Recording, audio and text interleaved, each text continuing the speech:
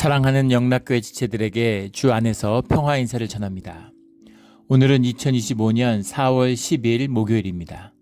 오늘의 묵상 본문은 마태복음 16장 13절로 20절까지의 말씀입니다. 오늘 본문 말씀 13절부터의 말씀은 이렇게 시작합니다. 예수께서 빌립보 가이사라 지방에 이르러 제자들에게 물어 이르시되 사람들이 인자를 누구라 하더냐. 13절부터 20절까지의 본문 말씀도 너무나 유명한 말씀이죠. 주는 그리스도시요 살아계신 하나님의 아들이라고 하는 베드로의 고백을 나오는 그런 말씀입니다. 이 본문은 굉장히 중요한 본문이죠. 예수께서 빌립보 가이사라 지방에 가셨다. 가이사라 지방이라고 하는 것은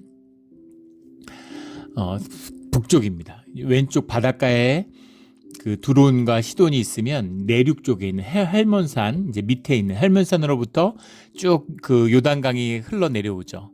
흘러내려오다가 갈릴리 호숫가에 한번 물이 모여 있는 거고, 다시 거기서 흘러내려가서 이제 사해 바다에 데드스에 또 모여 있는 거죠. 요단강이 쭉 흘러내려가고 있습니다. 그런데 그 갈릴리 호숫가에 있는 지역들, 그게 뭐 가버나움, 뭐 벳세다, 고라신 이런 것들 그걸 둘러싸면서 쭉 있는 거죠.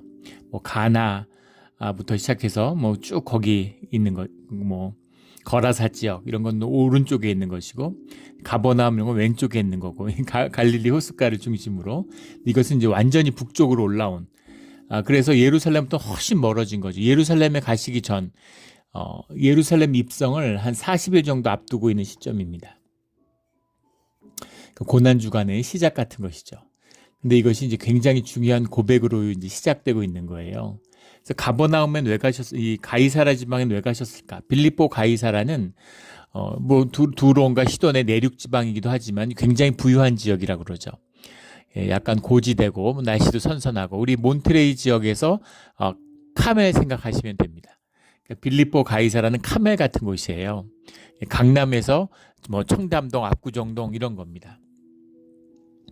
가장 잘 사는 지역으로 갔는데 지금 눈에 확연히 보이는 것이 있죠. 주님이 종교와 신앙을 대비해서 보여주고 계세요. 회당과 성전과 주님의 공동체를, 교회를 대비해서 보여주고 계십니다. 세상에 빌립보 가이사라는 세상의 부유함, 세상 가운데 주님의 공동체의 모습이 대비되고 있는 거죠. 죽음 가운데 주님의 생명을 대비시키는 것으로 또 말씀이 이어집니다. 이렇게 분명하게 세상과 대비되는 하나님의 길이 있다. 인간의 길과 대비되는 하나님의 길이 있다. 땅과 대비되는 하늘의 길이 있다라는 것을 말씀하고 보여주고 계시는 거죠. 인자를 누구라고 하느냐? 세상에선 인자를 뭐라고 하느냐라고 물어보시는 겁니다. 이르되 더러는 세례 요한, 더러는 엘리야, 어떤 이는 예레미야나 선지자 중에 하나라 하나이다. 세례 요한이라고 하는 사람도 있고 엘리야라고 하는 사람도 예레미야다, 선지자다 이렇게 얘기를 한다는 것이죠. 이르시되 너희는 나를 누구라 하느냐라고 주님이 물어보세요. 그래서 시몬 베드로가 대답하여 이르되 주는 그리스도시요 살아계신 하나님의 아들이시니이다.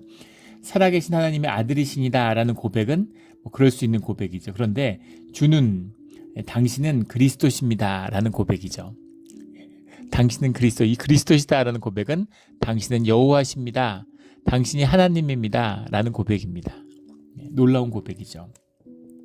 그럼 이 고백이 시몬 베드로가 드리는 시몬 베드로만의 놀라운 기적과 같은 고백이었느냐라고 하는, 거기에 자꾸 초점을 맞춰요. 근데 그렇지 않습니다.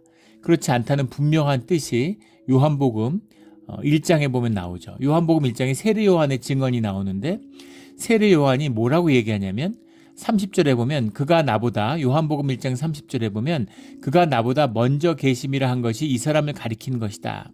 사람들이 당신이 엘리야냐, 당신이 선지자냐 이라고 얘기하는데 당신이 왜 세례를 베푸느냐? 나는 선지자도 아니고 엘리야도 아니다. 그럼 왜 세례를 베푸느냐?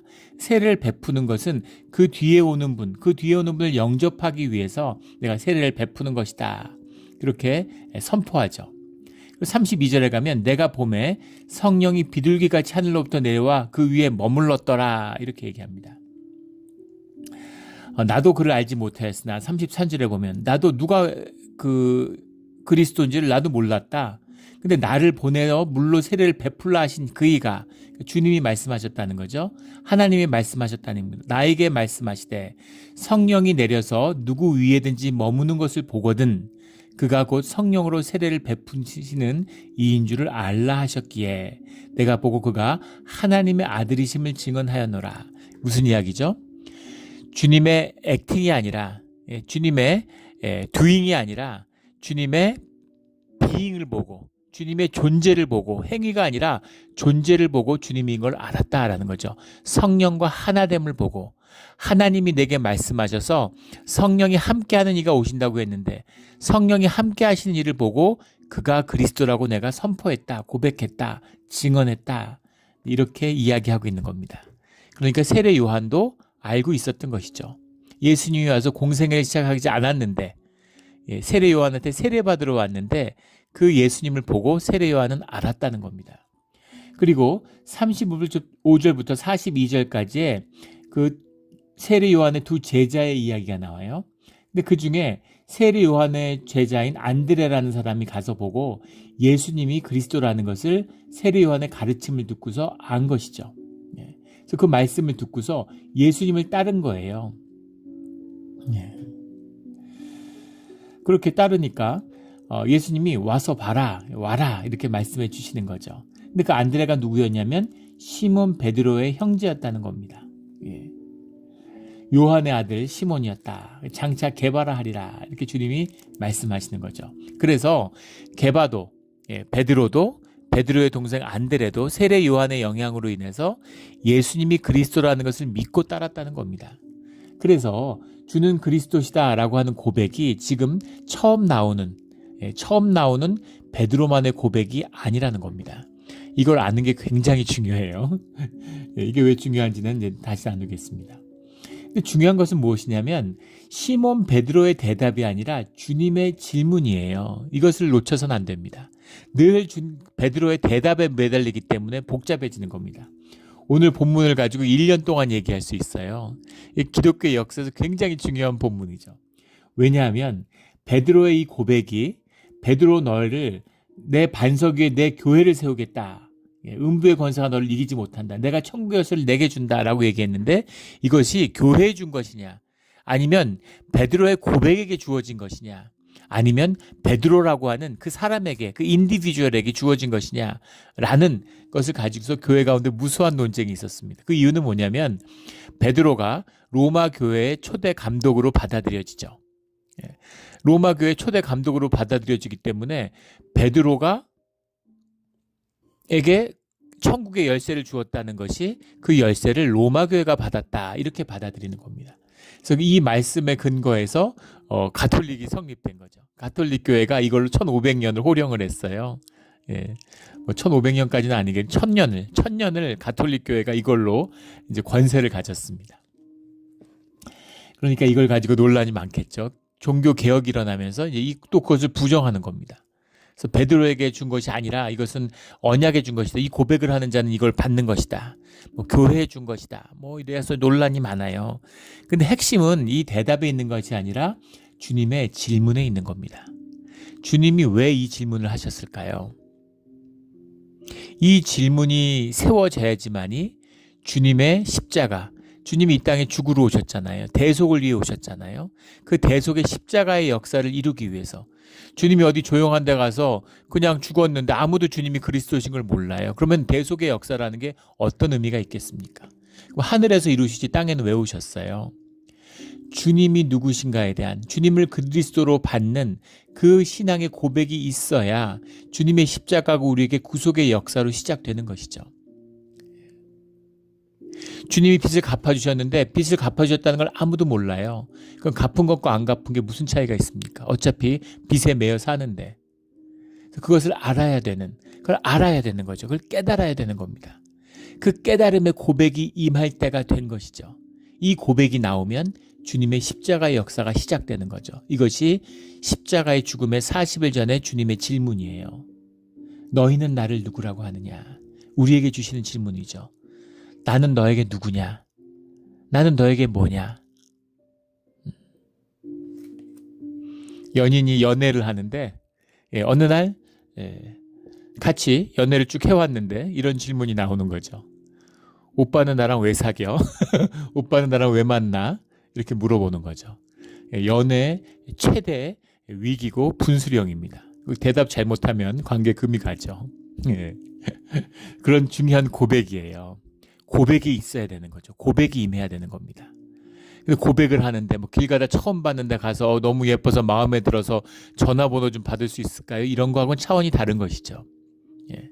둘이 연애를 했는데 결혼을 하는 겁니다. 결혼에 고백을 해요. 그 고백을 하는데 마음으로는 통하죠. 야, 결혼할 거 알고 결혼하겠지 하고 있지만 너가 나한테 결혼해 줄래? 라고 물어보고 그래 내가 너랑 결혼할게. 우리 같이 살자. 이 고백을 완성하는 것. 이게 언약의 의미로 세워지는 거잖아요. 예. 우리는 처음 만날 때부터 부부나 다름없었는데 그거와 또 결혼식을 해서 부부가 된다는 것의 의미는 다르죠. 예.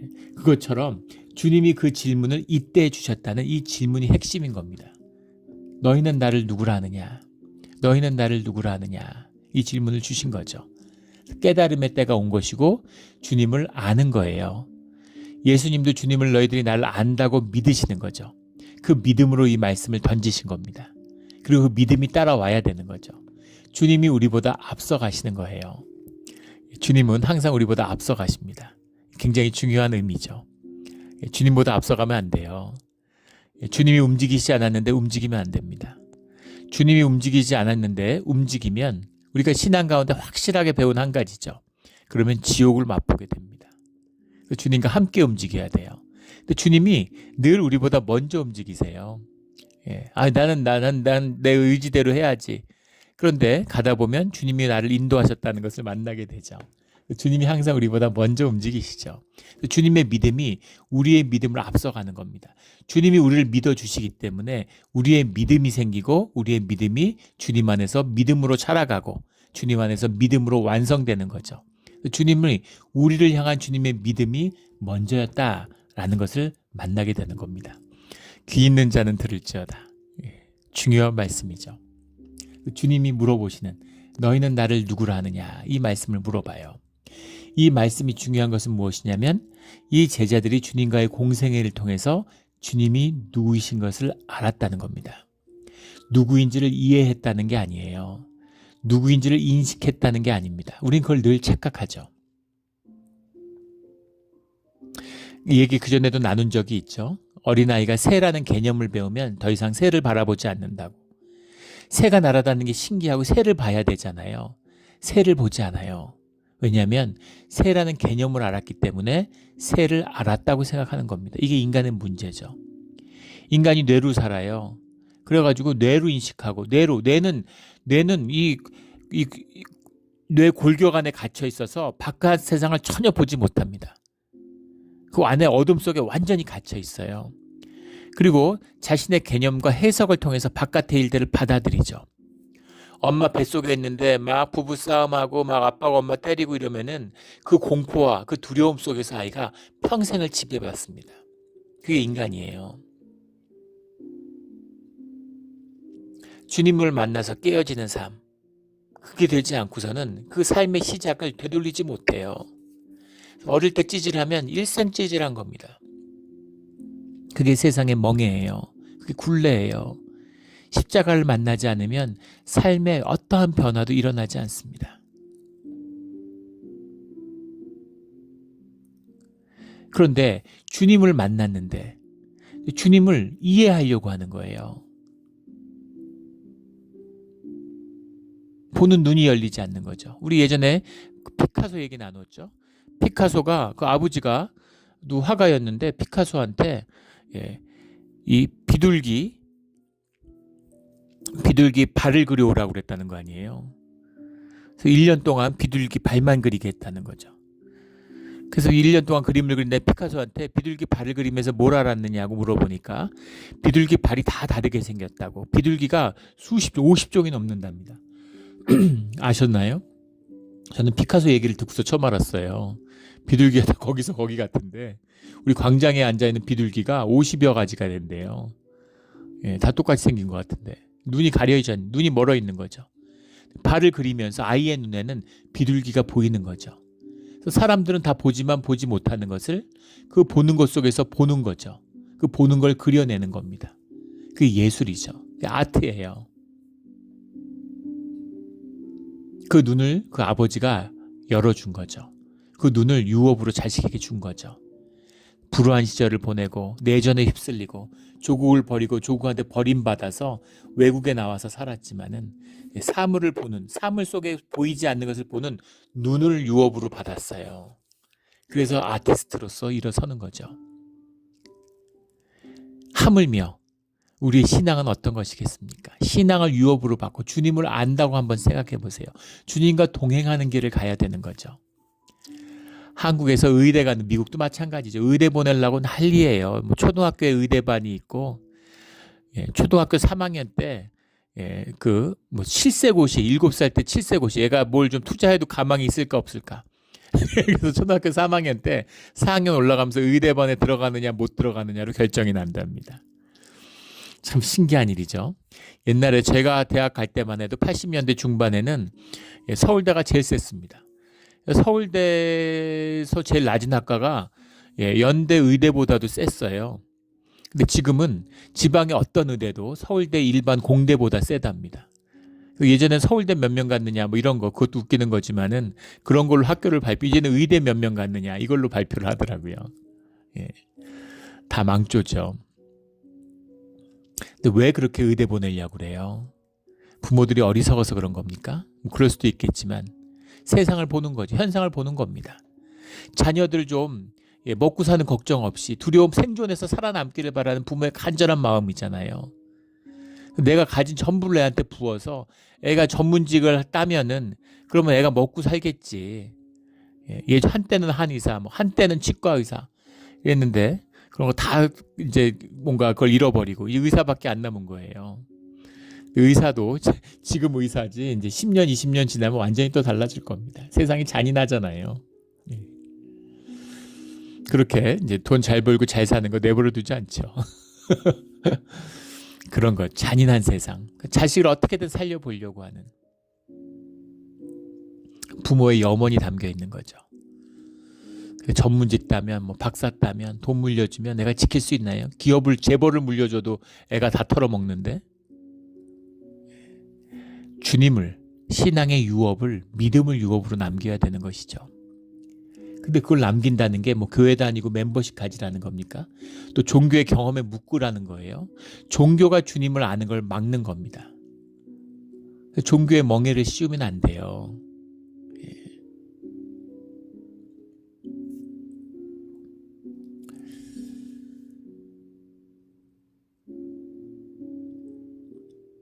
교회에서 제일 많이 들었던 이야기가 성경 공부하자는 이야기입니다.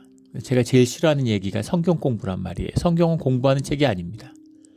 성경 공부해서 뭐 하겠어요? 신학자 될 겁니까? 목사 될 건가요? 직업적 종교인이 아니라면 신학을 공부해서, 성경을 공부해서 뭐 하겠어요? 근데 공부하려고 그래요. 이해하면 알았다고 착각하기 때문이죠. 이해하면 알았다고 생각해요. 그래서 알았으면 된 거죠. 아니까. 그것이 주님과 교제를, 주님과 만나는 것을 막는 거예요. 주님이 영이신데 어떻게 만나고 어떻게 교제합니까? 내 마음을 열고 가슴을 열고 기도하고 큐티를 하고 묵상을 해야 되는데 성경을 공부해서 알려고 그래요. 아, 내가 신학교 PhD야. 신학을 나보다 누가 더 잘 알아? 공부하는 거 이런 걸로 교권을 세우려고 하니까 신학 지식으로 사람들 다 공부하는 거죠. 그런 걸로 나를 뻗대고 나를 내세우고 싶고.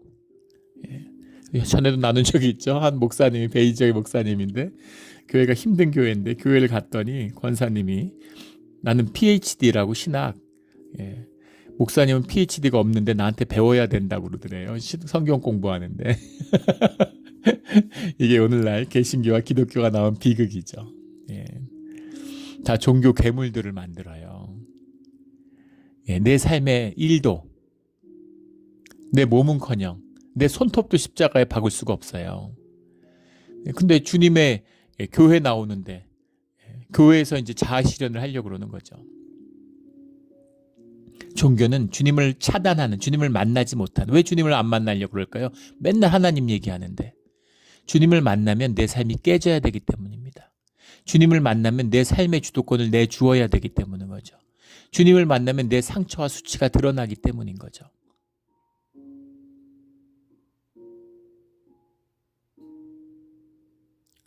그래서 평생 교회 다니는데 주님을 안 만나요. 주님 만난 모든 걸 차단합니다.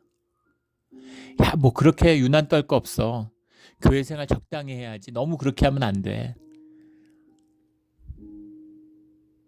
대충 적당하게 하는 거예요. 주님을 만나면 안 되니까. 내 삶이 깨지면 안 되니까. 거지같이 살는데 그 삶을 지키겠다고. 거지 왕초 되겠다고. 그렇게 사는 것이 우리의 모습인 것이죠. 그래서 주님을 이해하는 건 중요하지 않아요. 개념은 중요하지 않아요. 주님과 만나고 함께 걸어가는 것, 함께 살아가는 것이 중요한 겁니다.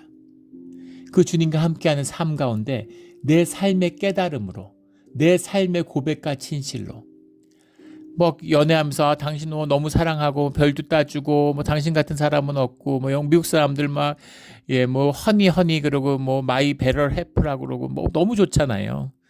근데 그 무슨 의미가 있습니까? 삶으로서 삶 가운데 정말로 나보다 더 귀하구나.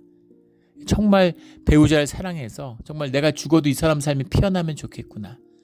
이게 나의 소원이 되는 그런 관계가 될 때 그 관계와 생명이 피어나는 거죠. 그래서 이 고백이, 이 관계가 나오는 겁니다. 너희는 나를 누구라 하느냐? 주님의 중요한 질문이 이때에 임하는 거예요. 그러자 주는 그리스도시요 살아계신 하나님의 아들이시니다. 주님을 처음 만났을 때 알던 고백이 이제 진짜 베드로의 심령의 고백, 베드로의 삶의 고백이 된 것이죠. 이게 중요한 겁니다. 이것을 만나야 돼요. 뭐 베드로한테 줬니, 교회에 줬니, 뭐 반석이 예수님이니, 베드로니, 뭐 말도 안 되는 뭐 반석인데 어떻게 세우냐, 뭐 이런 건 다 부질없는 이야기입니다. 복잡할 필요가 없어요. 베드로의 살아있는 자기 삶의 고백. 주님과 3년 동안 같이 밥 먹고 같이 자고 같이 다 돌아다니면서 같이 살았더니 주님은 여호와셨군요. 어떻게 같이 밥 먹고 같이 땀 흘리고 울고 아파하는 이 양반이, 배고파하는 줄이는 이 사람이 이 땅에 오신 하나님일 수가 있습니까? 근데 삶의 진실로 부딪히니까, 같이 사니까, 교제하니까 진짜 이분은 하나님이었구나 라는 고백이 임하더라는 거죠. 이것이 예수 그리스도의 진실입니다. 예수 그리스도의 임재예요. 이걸 만나는 거죠. 만나는 자는 의문이 없어요. 이걸 머리로 이해하니까 온갖 신학이 난무하는 거죠. 우리 살아계시는 주님과 동행하는 우리 모두가 되기를 주의 이름으로 축원합니다. 17절에 예수께서 대답하여 이르시되 바요나 시모나, 바요나죠. 요나의 아들아. 왜 요한복음에서는 1장에서는 요한의 아들이라고 그랬는데 왜 마태복음 16장에서는 요나의 아들이라고 그럴까? 바요나라고 했잖아요. 그런데 이거는 이제 이것도 요한이냐, 베드로 아버지 요한이냐, 요나냐, 뭐 이런 논의죠. 그런데 이것은 사실은 원문을 보면은 의심의 여지가 없습니다. 요나나 요한이나, 요한은 이제 그리스식 표현이고 요나는 이제 이 히브리식 표현인 거잖아요. 근데 헬라어로 쓰면 발음이 똑같아요. 이오나입니다. 이오나가 요한도 되고 이오나가 요나도 되는 거예요. 그래서 이오나라고 하는 말이 요한의 아들이라는 말과 같은 말입니다. 그래서 왜 요나의 아들이냐, 요나의 아들이냐, 뭐 이런 거는 이제 우리말로 읽으니까 이제 그런 것이지. 그리고 원문으로 읽으면은 이제 차이가 없어요. 뭐 그렇다고 이런 질문한 것이 성경 공부하니까 이런 건 아니고 이런 걸 알면 유익이 있죠. 질문할 수 있는 겁니다. 가벼운 질문이라는 거예요. 뭐 심각한 얘기가 아니라는 겁니다. 시몬아 내가 복이 있도다. 복이 있도다. 주님이 복이 있도다. 그러면 복이 있는 것이죠. 복된 거예요. 이 고백이 복이 있는 겁니다. 주님을 알아줘서 복이 있는 게 아니라 이것이 삶의 진실이기 때문에 복이 있는 것이죠. 이를 내게 하게 하니는 혈육이 아니요 하늘에 계신 내 아버지시니라. 당연한 말씀이겠죠. 이걸 어떻게 혈육으로 알겠습니까? 육으로 어떻게 이걸 알겠어요? 주님의 영적인 본질을, 주님의 형상과 그 본체를 어떻게 우리가 혈육으로 알겠습니까? 혈육이 그걸 가리는 건데. 이 소박한, 한없이 소박한, 이 소탈한,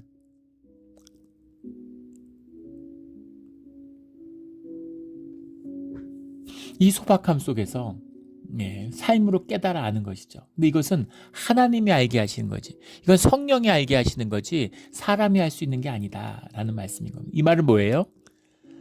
베드로와 하나님의 관계가 맺어졌다는 겁니다. 주님과 그리스도와 예수님과 하나님의 관계가 있죠.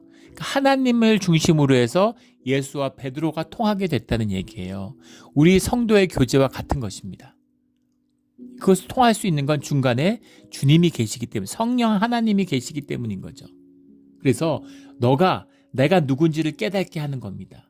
또 나의 가운데서 네가 누군지 그 고백, 지금 베드로가 뻥쳤는지 아니면 남 앞에 나서려고 그런 식으로 오버했는지 그런 게 아니라 이게 살아있는 베드로의 고백인 것을 알게 하신 것도 하나님이시고, 그리고 이 땅에 와가지고 얼굴도 꾀죄죄하고 머리도 막 찢어 그렇고 옷도 남노하고 이 한없이 소박하고 소탈하고 굶주리면서 같이 빵을 떼어 먹는 이 예수가 하나님이고 이 땅에 오신 여호와라고 하는 그 고백을 하나님이 알게 하시는 거죠. 하나님 가운데 하나가 되었다. 이게 뭡니까? 이것이 교회죠. 이게 교회입니다. 그래서 교회에 관한 말씀을 주세요. 또 내게 이르노니 너는 베드로라. 내가 이 반석 위에 내 교회를 세우리니 음부의 권세가 이기지 못하리라. 페트로스라는 반석이 페트라잖아요. 이걸 사람 이름으로 남성형으로 바꾼 게 페트로스죠. 페트로스라는 이름으로. 근데 처음에 만났을 때 게바가 예수 처음 베드로 찾아왔을 때 3년 전에 게바라는 이름을 주셨잖아요. 게바는 아람어죠. 똑같은 페트로스를 이제 아람어 표현인 거죠. 이 반석 위에 내 교회를 세우겠다. 이 반석이 뭐 고백이냐 뭐 베드로 개인이냐 뭐 교회냐 이러는데 주님과 하나 된 교회가 이미 이루어진 이 고백이 있는 곳에는 이 영을 보는 사람들은, 본질을 보는 사람들은 이미 교회가 이게 교회야. 이게 바로 교회야. 이런 말씀이죠. 내 교회를 세우시겠다. 영어엔 더 철치 오브 미 이렇게 썼는데 에클레시아라는 말이 나오는 거죠. 에클레시아라는 말은 에크와 칼레오가 붙은 거죠. 우리 뭐 수없이 나누어서 잘 알고 있는 거죠. 에크, 무엇으로부터 칼레오, 불렀다라는 겁니다. 그래서 이 말은 에다라는 말과 구별이 되죠. 칼이라고 하는 구약의 그걸 받는 겁니다. 에다는 회당이 되는 거죠. 회당과 구별된, 회당이라고 하는 건 종교성을 갖고 있는 말이잖아요. 종교의 경험으로 모이는 거잖아요. 종교는 진리가 있고 세상에 가야 할 길을 안다고 모든 종교가 떠벌리는데 그 종교의 경험 속에 묶여 있는 게 에다죠. 근데 에다가 아니라 에클레시아라고 하는, 이거 일반적인 의미죠. 주님 안에서 주님의 이름으로 모인 자들, 주 안에서 주가 불러서 주의 이름으로 모인 자들, 그들이 교회가 되는 겁니다. 그래서 교회는 움직이는 거예요.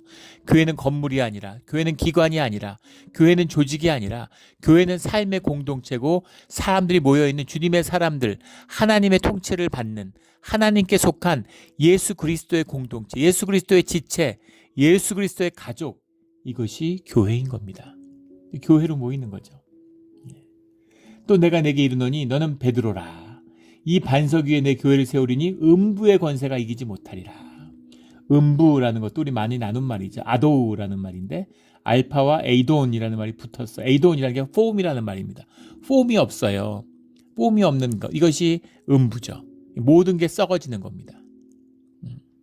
생명은 썩지 않죠. 생명은 죽었다 살아나지, 생명의 연쇄로, 죽음의 연쇄 가운데 생명을 피워내지 썩지 않아요. 근데 생명이 없는 건 다 썩습니다. 죽지 않아요. 썩는 거지. 계속 썩어 문드러지는 겁니다.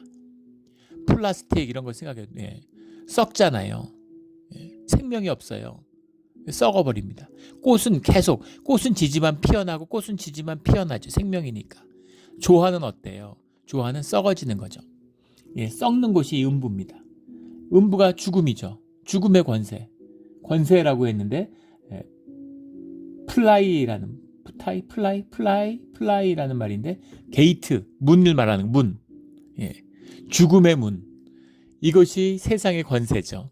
세상 권세의 본질은 뭐냐? 죽음의 권세예요. 너 죽는다는 거죠. 왜 생존에 막 그렇게 떨어요? 너 그러면 죽어. 너 그럼 못 먹고 살아. 나이 70, 80이 된다. 은퇴하고 뭐 먹고 살래? 이제 얼마나 산다고. 근데 그거에 꼼짝 못하고 떠는 겁니다. 평생 돈을 모아요. 언제 죽을지 모르는데. 제가 전에 아는 분 얘기, 심지어 목사인데 20년 동안 봐왔는데 맨날 만나면 은퇴 준비해야 된다. 은퇴 얘기하고 너희들 은퇴 생각 안 하면 안 된다. 뭐 이러면서 항상 후배 목사들한테 은퇴를 어떻게 준비하고 본인이 어떻게 준비하고 있는지를 얘기하고 자랑했습니다. 근데 은퇴 6개월 앞두고서 심장마비로 돌아가셨어요. 그 모으지 말고 좀 쓰지. 뭘 준비합니까? 얼마나 살 줄 알고. 주님과 함께서. 물론 준비하지 말라는 게 아니라 준비할 수 있으면 준비하면 되죠. 근데 준비하는 게 삶의 중심이 되어서는 안 돼요.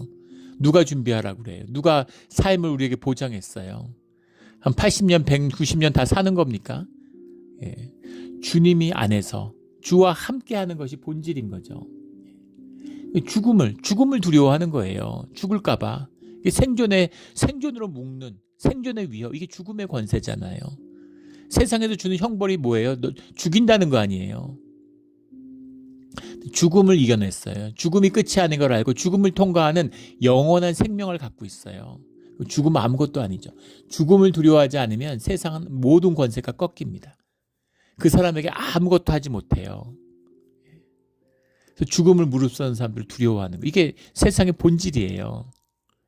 한국에서도 군대에 있을 때인데 참 재미있는 사건이었습니다.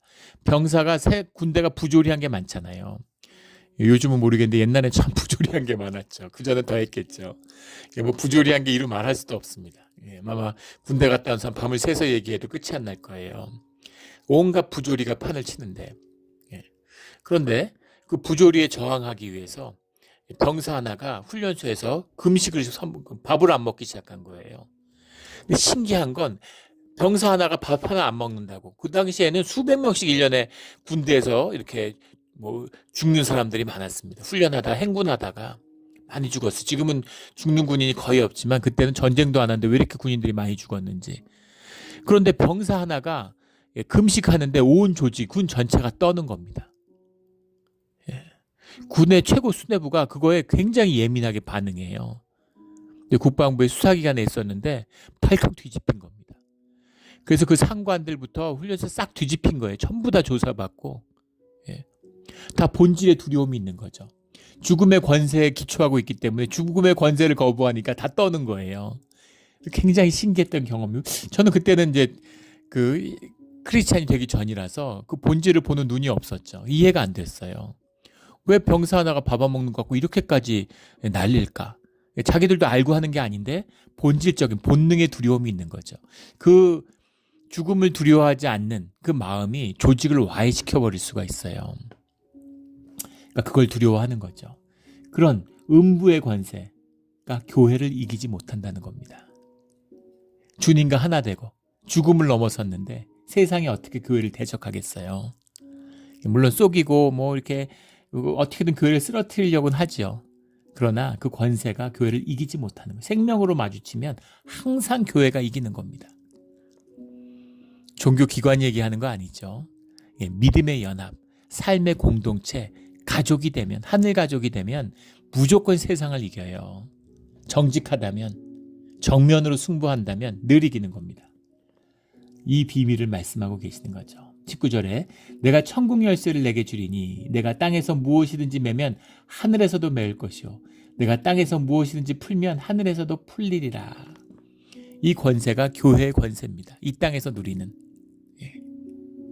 천국과 연결, 주님과 하나 되니까 주님의 권세를, 이게 주님의 권세잖아요. 계시록에 나오는 이 권세를 땅에서 누리는 것이죠. 이 비밀을, 천국을 이 땅에서 사는, 왜 우리를 이 세상 가운데, 지옥 가운데 보내서 천국을 열라고 말씀하시는지 그 비밀을 알려주시는 거죠. 이 비밀을 만나지 못하면 십자가를 만나지 못하는 겁니다. 그 세상의 저주를 축복으로 바꾸지 못하는 거예요. 그러면 맨날 원망하고 주님이 왜 해주는 게 없냐, 소원을 안 들어주냐, 이런 소리가 나오는 겁니다. 20절에 이에 제자들에게 경고하사 자기가 그리스도인 것을 아무에게도 이르지 말라 하시니라. 오늘 이 고백, 베드로의 고백이 나의 진짜 고백이 되기를, 우리의 진짜 고백이 되기를, 우리가 진짜 교회가 되기를 예수 그리스도 이름으로 축원합니다. 아멘. 기도드리겠습니다. 하나님 아버지 감사합니다. 오늘 말씀만 들어도 가슴이 벅찹니다. 주님, 우리가 주님과 동행하고 주님과 교제하기를 소원합니다. 언젠가는 우리 삶 가운데서 너는 나를 누구라고 하느냐라는 주님의 그 질문을 받는, 그건 우리의 삶, 우리의 진실, 우리의 믿음이 되게 하여 주시옵소서. 감사하며 예수 그리스도 이름으로 기도드렸습니다. 아멘.